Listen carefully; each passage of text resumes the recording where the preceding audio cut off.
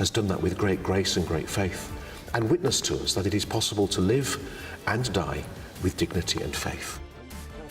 To mark the death of the Holy Father, I spoke earlier today to one of the most senior English Catholic clerics, the Archbishop of Southwark at St George's Cathedral.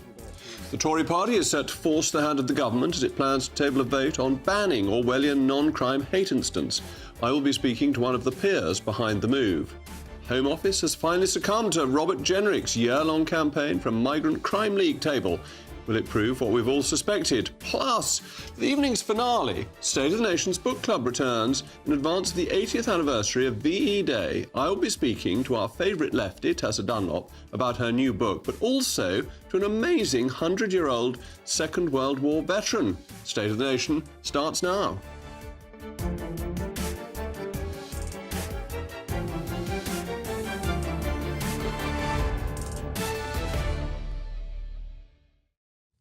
I'll also be joined by a particularly pugnacious panel, the journalist and author Michael Crick and the Shadow Defence Minister Mark Francois.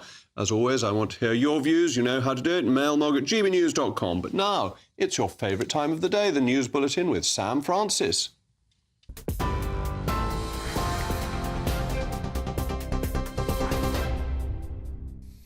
Jacob, thank you, and good evening to you. Just after 8 o'clock, leading the news tonight, Sir Keir Starmer says he no longer believes transgender women are women, according to his official spokesman. It follows a landmark Supreme Court ruling on the legal definition of sex. The judgment says equalities law defines women by biological sex, a move the Prime Minister welcomed, saying it provides much-needed clarity. Well, Labour's Equality Minister said earlier in the Commons that the law is now crystal clear, but blamed Kemi Badenoch for failing to act when she was in government. I have campaigned for decades on women's rights. I know more than most the importance of spaces for women. I fought for them, I delivered them, I ran them. And during my time running that refuge, while Labour was delivering the groundbreaking Equality Act, which this ruling confirms sets in law the basis for single-sex spaces, what was the leader of the opposition doing? She was busy hacking the website of the leading architect of the Equality Act, forever the keyboard warrior. Kemi Badenoch, though, hit back, accusing Labour of abandoning common sense. I could not believe my eyes or my ears this afternoon. In 2021, the Prime Minister said it is not right to say only women have a cervix. In 2022, he said it is the law that trans women are women. In 2023, he said, and I quote, 99% of women don't have a penis. I know what a woman is, and I always have. The people of this country know what a woman is. We didn't need the Supreme Court to tell us that, but this government did. In other news tonight, British Steel has scrapped plans for up to 2,700 redundancies after the UK government took control of the company earlier this month. The firm says it is now able to keep both of its blast furnaces running continuously. Interim Chief Lisa Coulson thanked staff and unions for their extraordinary dedication through what she called a difficult and worrying time. She confirmed the consultation is closing without action. It follows new legislation passed to help stabilise operations there. Also tonight, tens of thousands have gathered in Rome after the death of Pope Francis, with the air outside the Vatican described as thick with emotion. His body will lie in state at St Peter's Basilica from tomorrow ahead of Saturday's funeral. Among those attending, Prince William, marking his first time representing the monarch at a global funeral. He'll be joined, of course, by many other world leaders, including, we now know, Sir Keir Starmer and Donald Trump in St Peter's Square. The Vatican says that up to 250,000 mourners are expected to attend the service for the People's Pope. And HMS Prince of Wales and earlier today HMS Dauntless set sail from Portsmouth on one of the Royal Navy's largest deployments to date.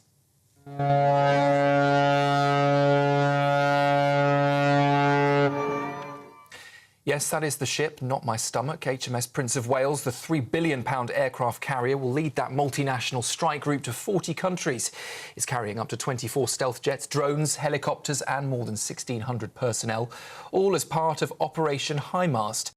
Commanders say the ship is ready to switch to active operations if global events demand it. And the mission, set to last for 8 months, will hopefully see all 2,500 UK military personnel back by Christmas. Those are the latest headlines. I'll be back with you for a full roundup at 9 o'clock. Now, though, it's back to Jacob. For the very latest GB News direct to your smartphone, sign up to News Alerts by scanning the QR code or go to gbnews.com/alerts.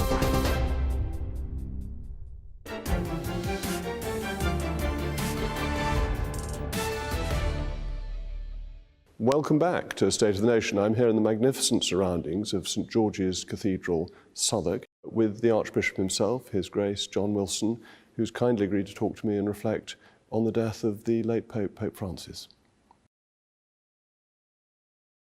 Well, Your Grace, thank you very much for joining me on State of the Nation on an occasion that is both sad and in a way joyful, because for the Pope to have a provided death, something all Catholics pray for, immediately after Easter Sunday, still within the octave of Easter, there couldn't be a better time for a holy man to be called to his Maker. No, I agree completely. And I think we'd seen the Pope in hospital, and we know he's been very, very poorly. And then we saw him begin to recover a little bit and make public appearances, still very impaired.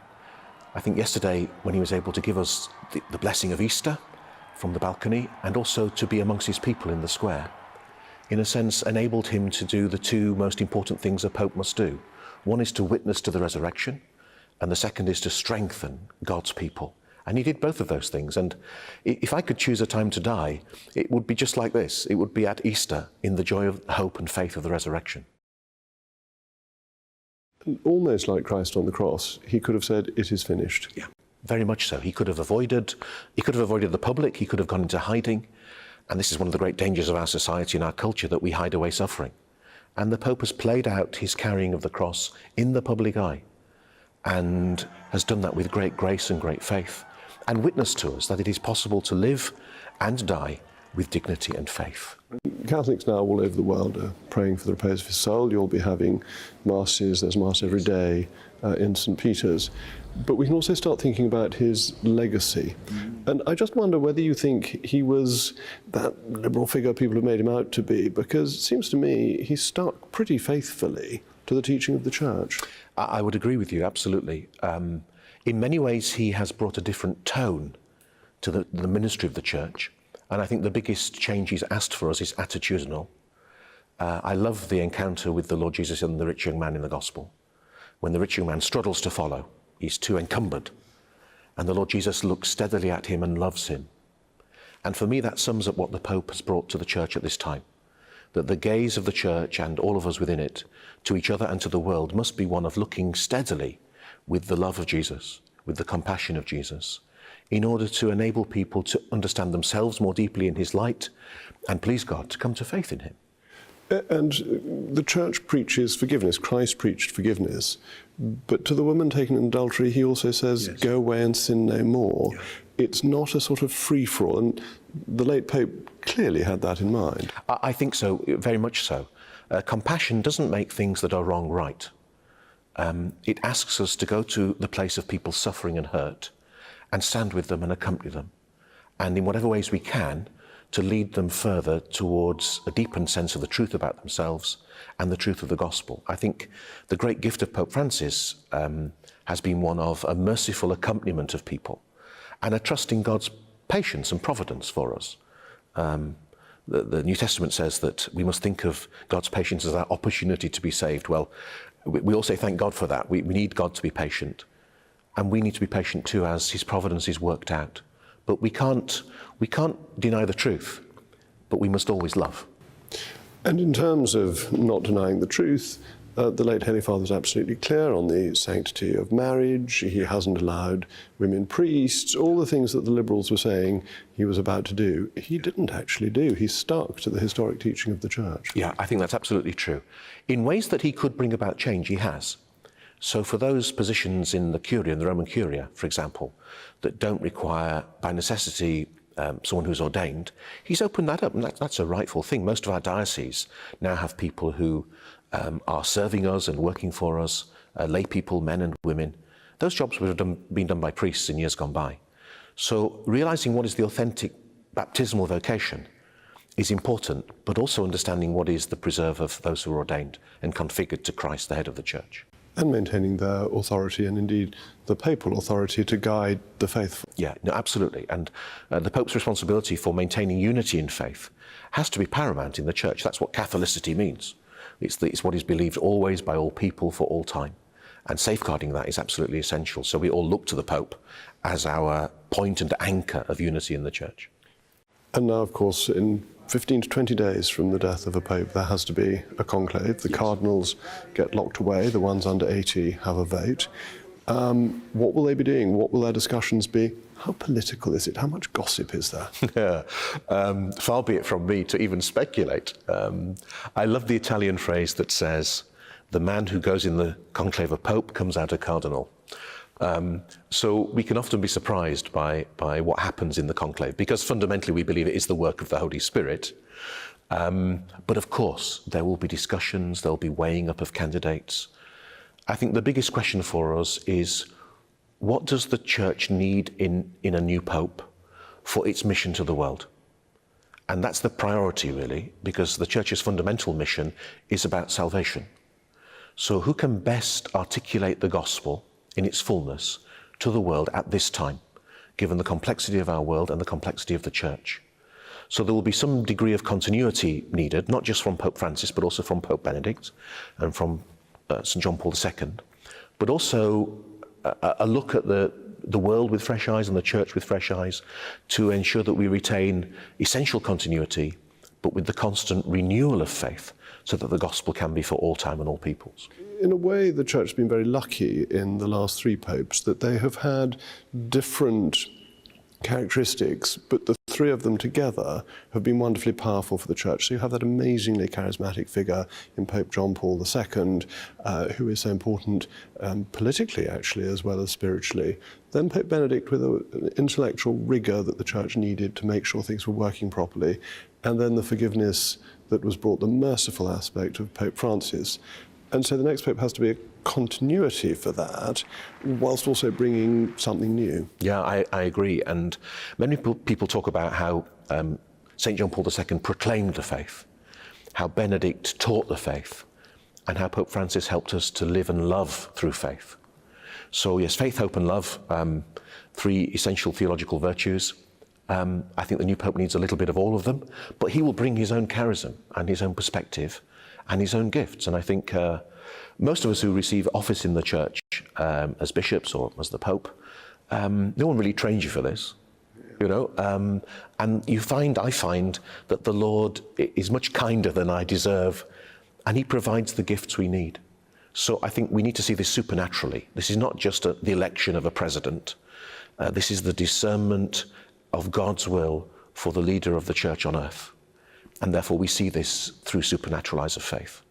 And so there will be a great deal of prayer, yes. And the cardinals don't know each other as well as they used to, as the Church has become increasingly universal and outside Italy, when all the popes used to come from Italy. Yeah, that's very, very true. And many of the cardinals appointed by Pope Francis are from what's often called the peripheries, so countries that have not had a cardinal before, often smaller territories.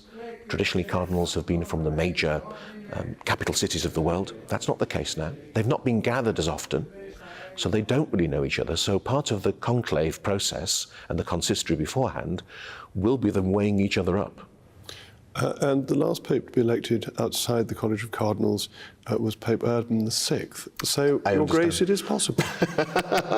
Well, I believe in miracles, but not that one. Your Grace, thank you very much indeed for joining me and for your reflections on the late Pope. It's an absolute delight. Thank you.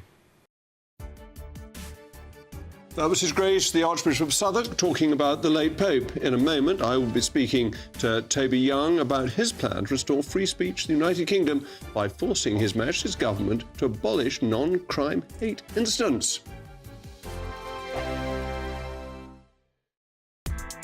Join me, Nana Akwe, for an informative, interactive news programme with a difference. It's fun. No, he didn't say that, Dave. I'm so surprised. I think there's an element of truth to that. Join me from 3 p.m. every weekend, only on GBNews, Britain's news channel. Sunday with Michael Portillo from 11, only on GB News. You may not have heard of Betty Joel. But you'll certainly have heard of her long list of high society clients and her extraordinary designs. Born in Hong Kong in 1894, Betty Joel built a business empire through her knack for interior design, working for Lord Louis Mountbatten, Winston Churchill and royalty. Her fingerprints are visible on some of the most iconic buildings in 1930s London, including Fortnum and Mason, the Savoy and the Daily Express office building on Fleet Street.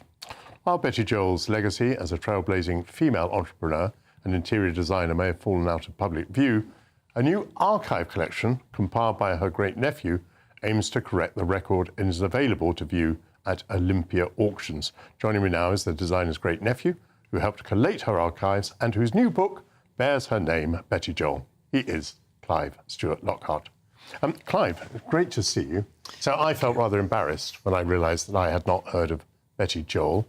Can you help me? Should I be embarrassed? I don't think you should be embarrassed because, in a way, she probably chose to be that way herself. She, in 1939, parted company with her husband. Divorce eventually happens after the war.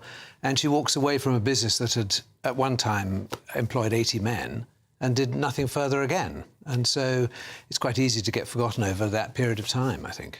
What was it that she designed? Interiors, so we're talking about furniture and the like. Furniture, yes. So when they first got married, when she and her husband David first got married in 1919, he had been a cabinet maker in the Navy. I mean, he'd learned how to make furniture, and they made the furniture for their own house.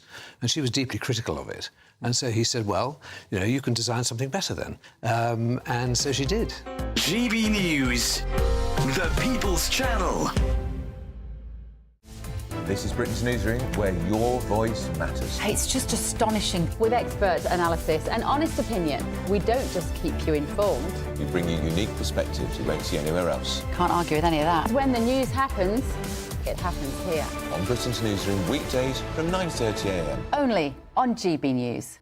We're proud to be GB News, the People's Channel. And as you know, we always love to hear your views. Now, there's a new way of getting in touch with us at gbnews.com/your say. By commenting, you can be part of a live conversation and join our GB News community. You can even talk to me, Bev Turner, or any of the members of the GB News family.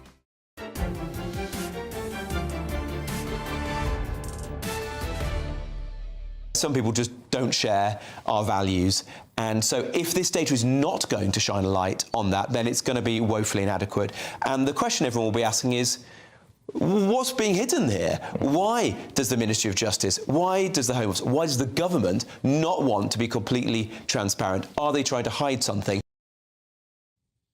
Well, that was Robert Jenrick, the Shadow Lord Chancellor, being interviewed by Patrick Christys, which you'll be able to watch in full immediately after this programme. An estimated 130,000 non-crime hate incidents have been recorded over the past decade in the United Kingdom, which allows the police to compile data on individuals who are alleged to have committed acts perceived to be motivated by hatred, but are crucially not criminal. This, of course, begs the question, why would the police be pursuing things that are not actually criminal?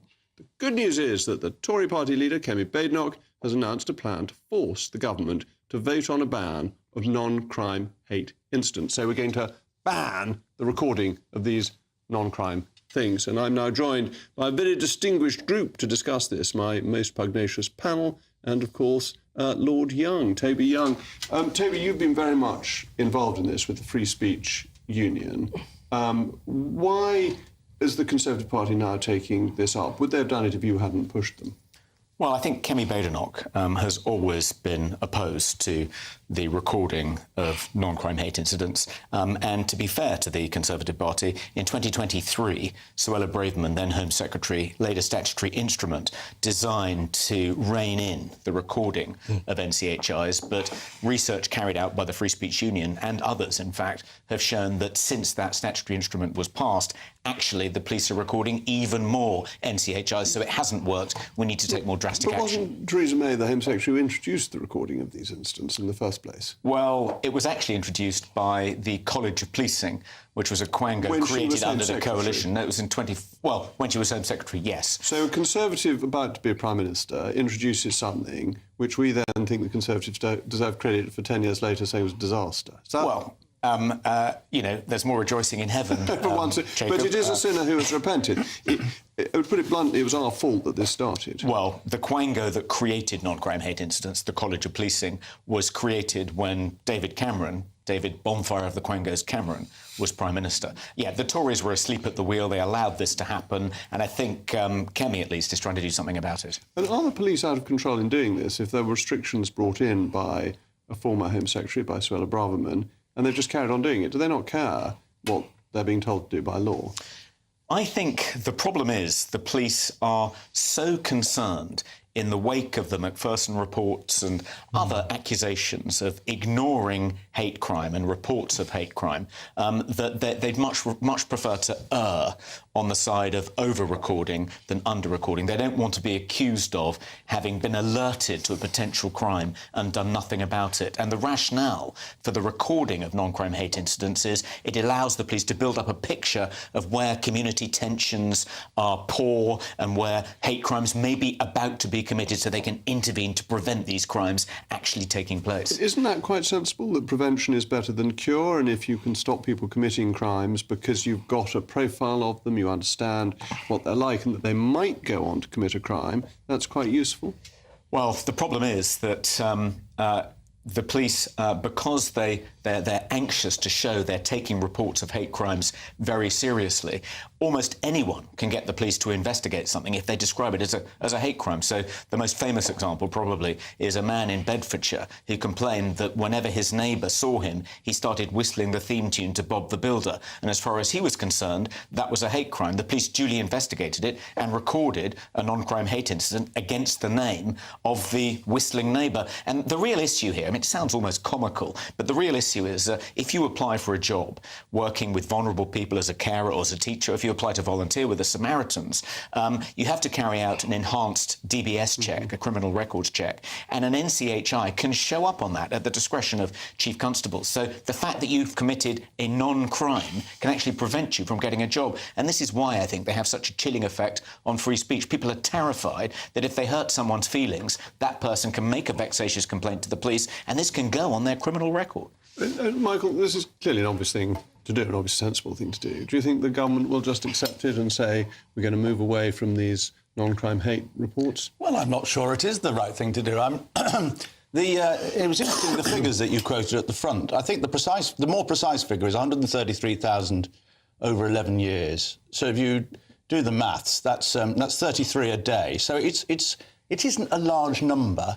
And if, as Toby... Sorry? That is a large number, isn't it? Why are the police recording 33 across 43 non-crime hate incidents when they should be investigating actual crimes? Across 43... Well, I'll come on to that. I mean, I agree with the point that Jacob made in his question to you, that actually it's good policing. In the days when we did actually have bobbies on the beat, they would go around, observe what people were doing, what was going on, and surely if somebody was expressing hate, that would be worth recording, because it might then indicate that they went on and did something worse. So I'm not sure that this is the right approach here. Now, the point you make about people's it's a horrible phrase, non-crime hate incidents, it's so clumsy, being on people's criminal records, well, that can be remedied by just saying, OK, we'll remove them from criminal records. But surely this is intelligence. It's information that leads to better policing. Michael, to answer that point, the amendment has been quite carefully drafted, the amendment that Chris Philp, the Shadow Home Secretary, is going to table to the Crime and Policing Bill in a couple of weeks' time. And it says that if there is a genuine intelligence rationale for recording a report of a hate incident and keeping that record, provided it has the blessing of a superintendent or someone more senior, then that'll be permissible. The Tories aren't seeking to stop that. They're allowing the police to build up that kind of intelligence picture, but they want to stop them being recorded so promiscuously every time a hate crime is reported, and they want to stop them being disclosed in DBS checks. So I think the objection you raised is probably dealt with by the way in which the amendment's been. Well, there you are. A rare thing on television, you've convinced me. All right, I want to bring Mark in, because what I don't really understand is when the two of us were in Parliament loyally supporting a Conservative government, why on earth we were so unbearably woke? You? Well, the two of us. Yeah. Well, Jacob, I think Toby has explained very well the background to this. And you might say this is a classic example of where the law of unintended consequences kicks in. Sometimes when Parliament legislates, it does so for what it believes to be the best reasons, and then when the legislation plays out, you find out it turns into something other than that which was originally envisaged. So Suella did try, when she was Home Secretary, to rein this in, to refocus it. Policy Exchange have just produced a report on this, which is very helpful. Their estimate is that the police across the 43 forces are now spending something like 60,000 hours a year collectively on these matters, and I think most people would say that now defies common sense. And the amendment has been carefully drafted by Chris Philp, now the Shadow Home Secretary, to say that in really crucial cases and where there really is important intelligence, this can continue to be recorded, but this should not be a blanket use of it. Because if we're honest, in some cases, for some police forces, for the reasons Toby has given, this has become a box-ticking exercise, isn't it? And the reason for recording it is Soham, isn't it? That's why the police got encouraged to record everything that had possibly happened, because of the Soham murders and the feeling that he was known to be a wrong-un and that nobody had bothered to write it down, and therefore it had got out of control. The problem is, when you record every minor incident by everybody in the country, you're overwhelmed by information, and therefore it ceases to be of any benefit. Well, look, we've had, since 1973... we've had the Race Relations Act on the statute book, which says it's a criminal offence to incite racial hatred. So if you clearly do that in a Facebook post, or you've got a 50-year-old law which has seen the test of time to deal with it. But even as a constituency MP, I see, examples where two kids have a scrap in the playground. Years ago, they would have been in the deputy head's office, they would have been given a right telling off, they would have been made to shake hands, and that would have been the end of the matter. Now, the parents go to war on Facebook. And then one parent will complain to the police about what the other parent has said, and then the police get dragged in and in some cases are expected to exercise the judgment of Solomon about whether that was a hate crime or not. That's clearly not what the legislation was intended for. So if we're going to keep it at all, it's got to be massively refocused on what it was originally intended to do. And I think that's what the amendment seeks to achieve. Well, Toby, thank you very much, and thank you also to my panel. The government, as you noticed in the clip at the beginning, has finally succumbed to Robert Jenrick's demands for a migrant crime league table. But will it reveal what many of us have long suspected?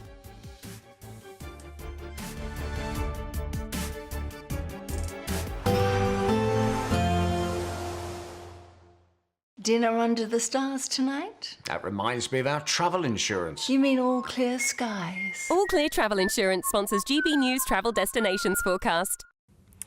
It was a bit of a mixed picture for many of us over the bank holiday weekend, and there are still some showers around, particularly across parts of Madeira, the Canary Islands too, though perhaps some sunnier spells here. But it is looking a little bit drier across parts of Spain and Portugal on Wednesday. Still plenty of showers on offer though for parts of Italy, Greece and Turkey as well. Temperatures for most of us in the high teens or low 20s. The best of the temperatures over the next couple of days, definitely across the Canary Islands, with highs here of 24 or 25 degrees. All Clear Travel Insurance sponsors GB News Travel Destinations Forecast.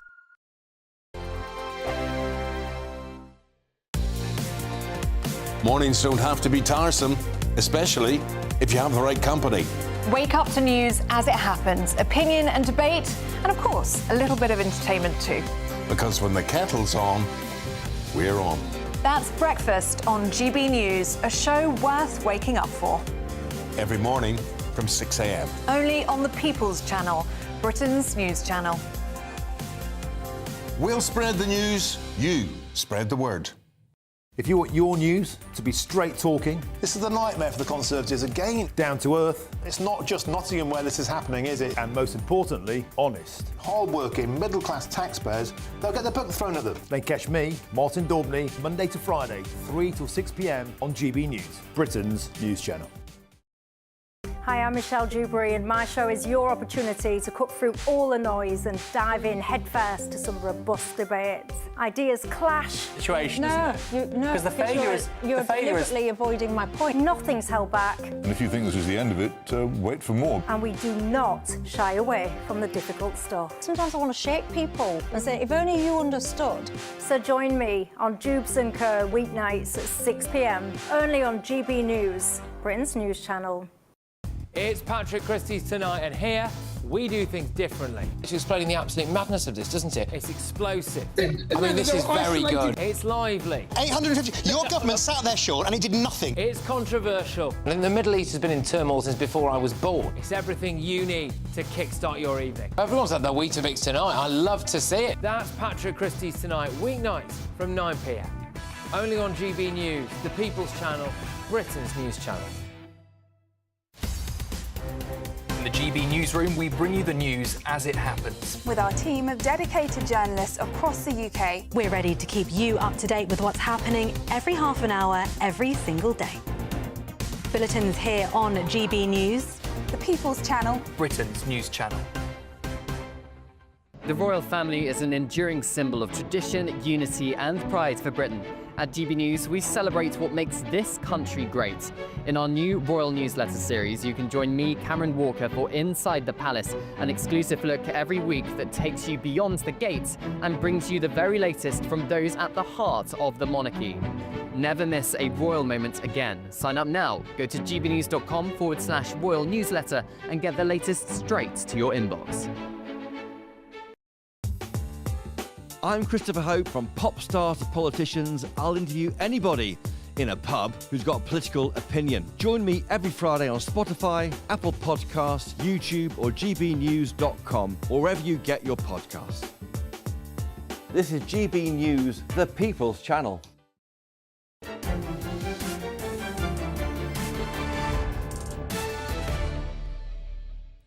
Welcome back. Is mass migration fueling crime across the country? It's not a question you would think advocates of mass migration would want an answer to. Unfortunately, for the past year, the Home Office has been suppressing the information. Well, comes into the frame the Shadow Lord Chancellor, Robert Jenrick, who has tabled an amendment to force these data to be revealed. And since then, Patrick Christie's Tonight has submitted an FOI request as well. The Home Office says it was too expensive to find these data, so GB News, in a spirit of generosity and public-spiritedness, offered to pay for it. The Home Office still refused, indicating that that excuse was phony. Well, now, finally, the Home Office will publish these data by the end of the year. But will the result vindicate mass migration sceptics? Well, my particularly pugnacious panel, the journalist Northern Michael Crick and the Shadow Defence Minister Mark Francois, are going to comment on this now. I'll come to you, Mark, first, because it's your colleague, Robert Jenrick, who seems to have forced the government's hand by campaigning on this. This is pretty important information, isn't it? Because whatever it shows, it's useful. It will either show that a lot of immigrants who come in are good, upstanding citizens who contribute to society and become parish councillors, or it will show that a disproportionate number of them are involved in crime. And some of the figures I've seen on sex crimes indicate that quite a lot of asylum seekers are involved in that. Well, my mother was an immigrant. My mother was Italian. My middle name is Gino. So I think it's quite right that very many immigrants are perfectly law-abiding. But I think where there's cynicism, Jacob, about some of these statistics is, for instance, if you look at cross-channel migrants, and this is related, there's a lot of cynicism about how accurately those arrivals are now being recorded. For instance, there have been quite a number of instances where people have been recorded as arriving in boats as children when they are clearly adult and have full facial hair. But they claim to be children, they've lost their documents, and they're recorded as children. So because of that, I think that there's a lot of public scepticism about some of those statistics. So I think that Robert is right, and they probably ought to be published, but they should be published in the correct context. And we may find that actually there are an awful lot of very law-abiding people who come here, and that's important too. Yes, well, I refer your mother. I refer the right honourable gentleman to the answer I gave some moments ago. Michael, Yeah. I mean, it's sensible to have this information one way or another, isn't it? Well, I mean, I'm foremost a journalist, and I believe in information and freedom of information, so I've got to believe in this. And they should have done it ages ago. And indeed, they already publish statistics in terms of arrests and convictions, in terms of ethnic origins for the population as a whole. And there haven't been riots or public outcry. I mean, that is the fear, that this will provide fuel for fascists and you will end up with, you know, attacks or certain groups being the subject of riots and so on. But I doubt that will happen. And as Mark says, it's got to be put in the right context. I mean, league tables, for instance, does it really have to be a league table? Would it not be better to do it alphabetically? I don't know. I'd like to think that one through. But overall, I'm in favour of this. But I think we need more information in order to be able to debate things. But looking at the politics, isn't this another success for Robert Jenrick, who is beginning to make the political weather? And that's important in the context of broader leadership of the right in British politics. Well, I don't know whether you're supporting Mr. Jenrick's I'm just commentating. Campaign, you don't have I'm just asking, vote at the early stage. I'm purely asking that question as a GB News presenter. It is, but on the other hand, I think that what you are seeing with this government is that it is the forces, well, notably Morgan McSween, the Prime Minister's Chief of Staff, is terrified of both the Conservative Party, but even more reform, taking up those issues like this one. In this case, it is a Jenrick issue, but there are other similar issues where Labour is moving rapidly to the right and trying to head off arguments coming from those quarters because they're terrified about the electoral consequences of that. And it's I mean, we've seen a lot of it in the last fortnight. So who should be more worried by this success, Kemi or the Labour Party? Well, I don't know. Well, let me ask that to the Shadow Minister, because this is interesting, isn't it, that Robert is constantly having these high-profile successes. Is that causing discussion? Let's put it at its least. Well, it's good that we're back in the game with a bunch of what you might call heavy hitters. So, yes, Robert Jenrick has undoubtedly had a good run. I was in the Commons today. Kemi Badenoch did tremendously. Yes. And I think, if it's not to betray secrets, Mike, and I think you were saying something vaguely similar in the green room. I was. So I'll let you say it in your own words. I think in the last... even Rosie Duffield has complimented Kemi in a very positive tweet this evening. Kemi Badenoch was pro-Rosie Duffield in her... But it was a very strong performance today. In the last few days, I don't know whether I just happened to have turned on at the right moments, but she does seem to have become suddenly very active and actually very articulate and very vocal and today it was a brilliant 5-minute attack on the government's handling of the whole trans issue, and that's what she should have been doing from the start. And it seems to me that somebody's had a word with her. Unless you get your act together, you're not going to last much longer. And it's put Labour on the defensive, and it's about time we had a decent opposition, because frankly, for 8 months, you've been missing in action, really. Not you, Mr. Francois, but you've been very strong on defence. Well, we've been plugging away on my boss James Cartledge and I on defence on the Chagos Islands. We've been absolutely staunch in support of the government on Ukraine. So we've been trying to do our bit, Michael, as you might say. The problem you have as an opposition is that the media are not really that interested in the opposition, particularly in the early days of a parliament. And second, there has been a guy whose name I forget, who's got some links with Nigel. GB News, who's getting all the publicity that otherwise you might have got. Well, there we go. Thank you very much to my panel. In a moment, not only will I be reviewing Tessa Dunlop's new book in advance of the 80th anniversary of VE Day, but I'll also be speaking to a 100-year-old Second World War veteran.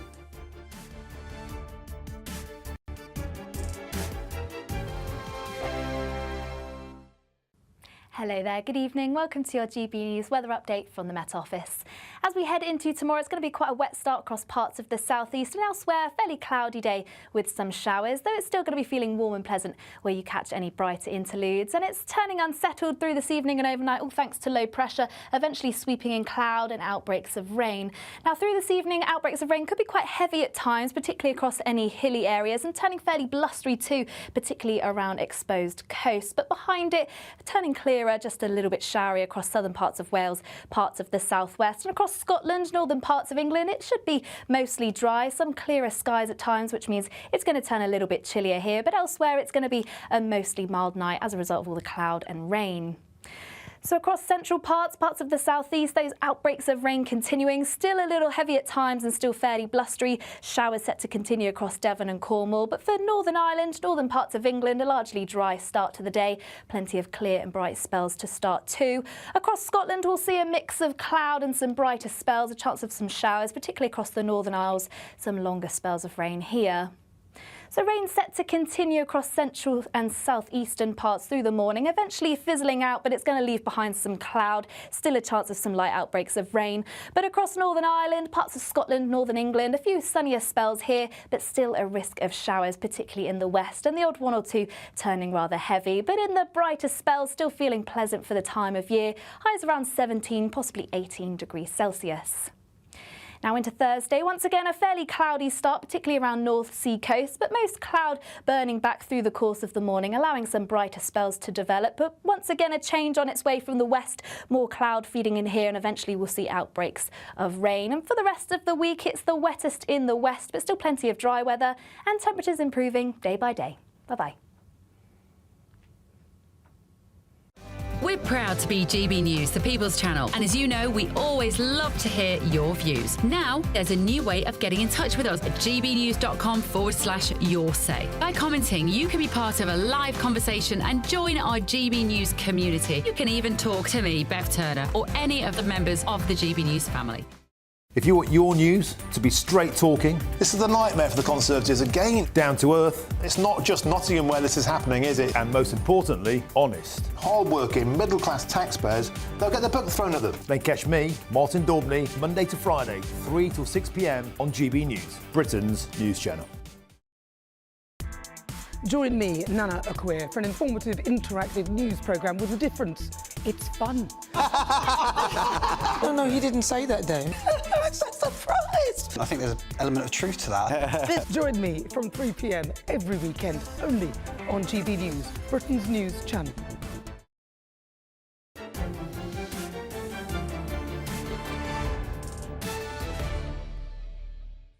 Well, welcome back. We've got a very special treat this evening. It's time for State of the Nation's Book Club.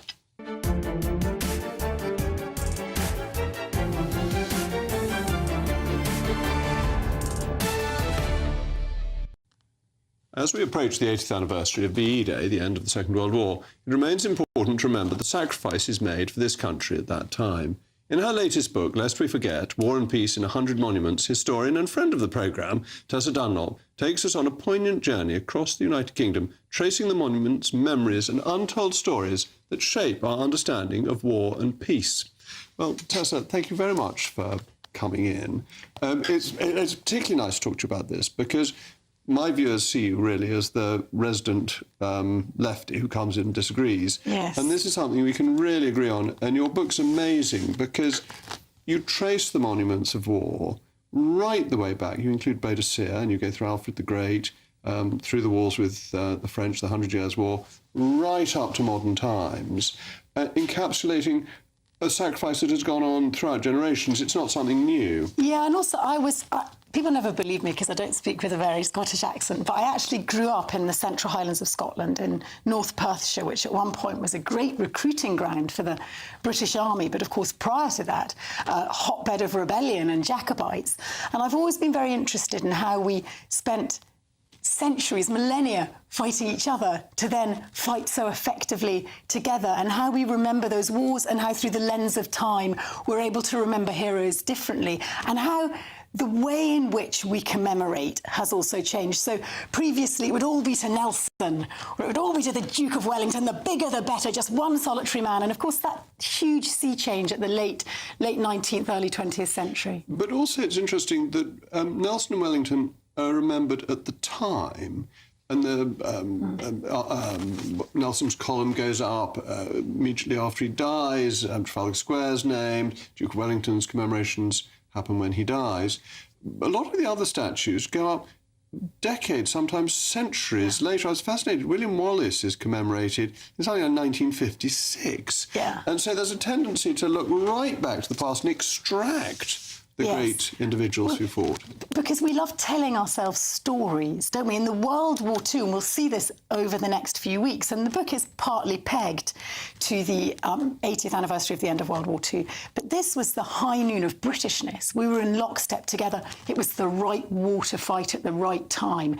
It effectively gives our narrative a sort of superpower in the 20th century. And I think if, for example, you're a member of the Scottish National Party and they got their first MP in 1945, and you want to, push out there the rights of Scotland to be independent, then you're going to dig around way beyond the Union into the annals of time and find your heroes. William Wallace, Robert the Bruce, these are iconic men who were fighting against the English. I mean, these ideas weren't quite as solidified as we have them now.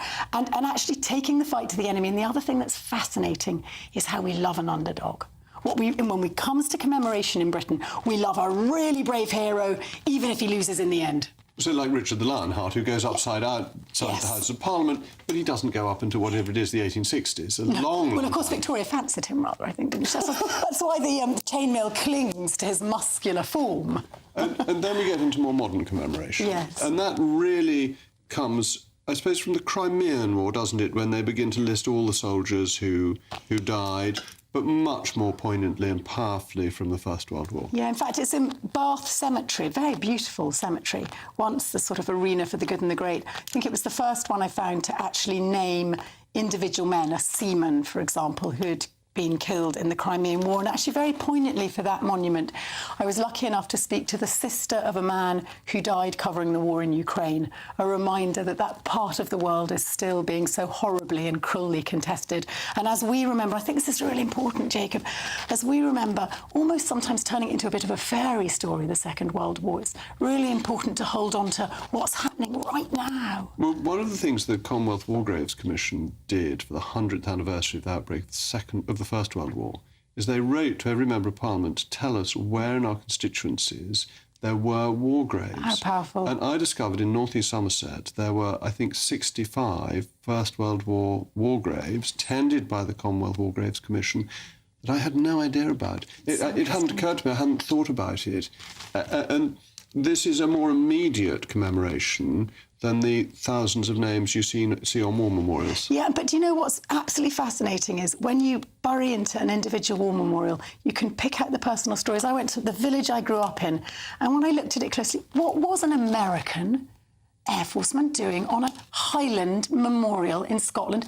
I managed to find his niece. She remembered him arriving in the village. He was terribly exciting because he came with hot chocolate and cellophane and exciting tricks from America. And of course, he was sent off to assist in the D-Day landings, never to be seen again. And because he'd just gone over to work in America between the wars, was unmarried, his sister really fought to have him on a memorial in Britain, on British soil. That was so important. And this is where you get the personal stories. So important. And we're still in touch with the personal stories from the Second World War, but also from the First World War, because there are still grandchildren and great-grandchildren around. Do you know, I went to Harrow School, and there's a room there, the Alex Fitch room, an extraordinary room where there's this oil painting of a 19-year-old man who died on the front line in France.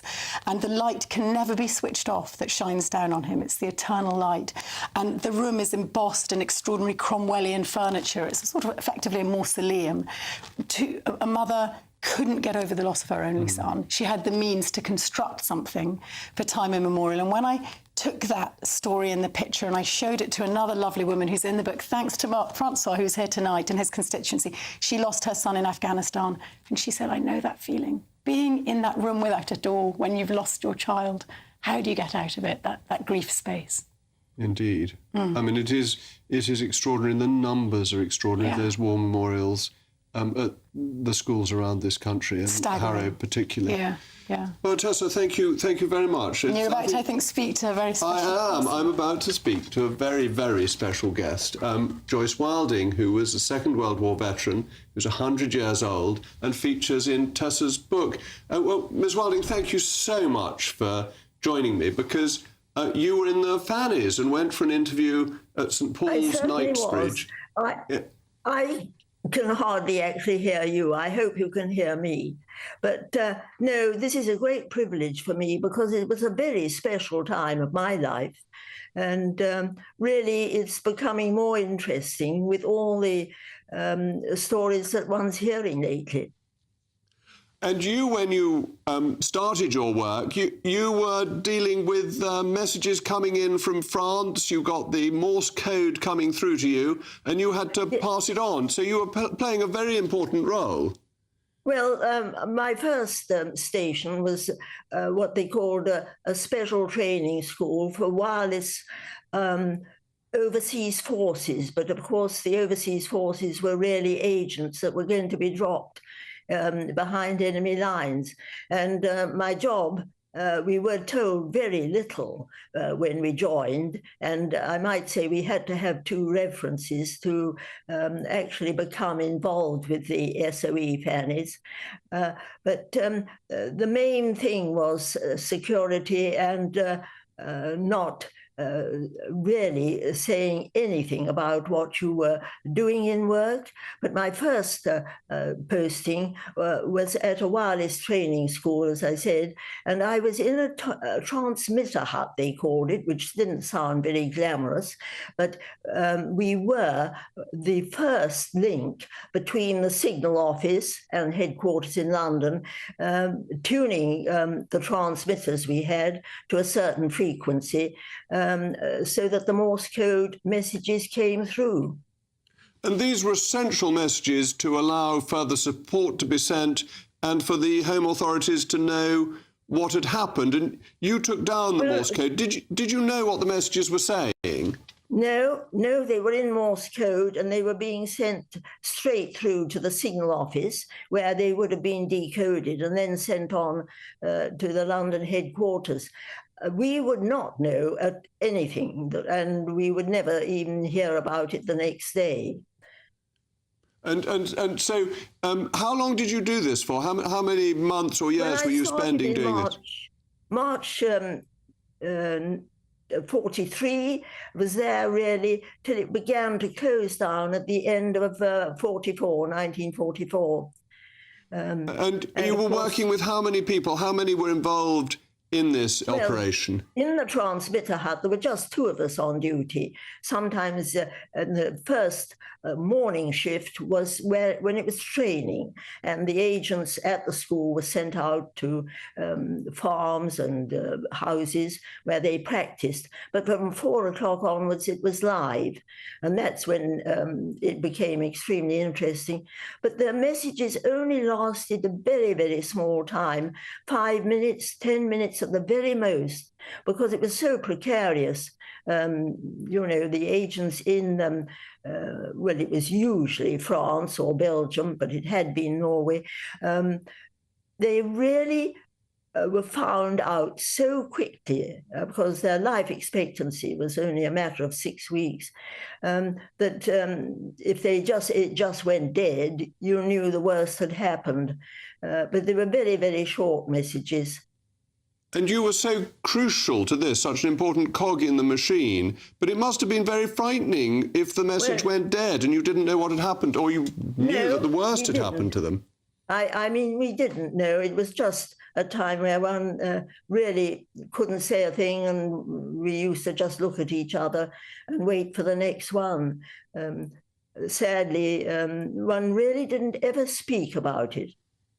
Well, thank you very much, Ms. Wilding. It's such a privilege to talk to you for your amazing role that you played at the most important time in our nation's island story. Well, it was a very important time of my life. Well, thank you for joining us to talk about it. Next, Patrick Christys. Patrick, I think you've got the great generic on your programme this evening, haven't you? Well, I do, because we think we've actually caught Labour out fudging the numbers on this supposed migrant crime league table. I think they are going to embark on a cover-up to not stoke racial tensions, but won't let them get away with it. On that note, though, we currently have a Prime Minister who needs the Supreme Court to tell him what a woman is. A remarkable turn of events. Gary Lineker will be on it, his toe-curling, sanctimonious words, doubling down on comparing Stop the Boats rhetoric to that of the Nazis. He says some astonishing stuff about Gaza as well. And Labour's Tahir Ali, whilst talking in a foreign language at a behind-closed-doors event about an airport in Pakistan, managed to stoke sectarian issues on the streets of Britain. Massive show this evening. Make sure that you tune in 9 to 11 p.m. But, of course, right now it's time for you to find out what the weather's like where you are.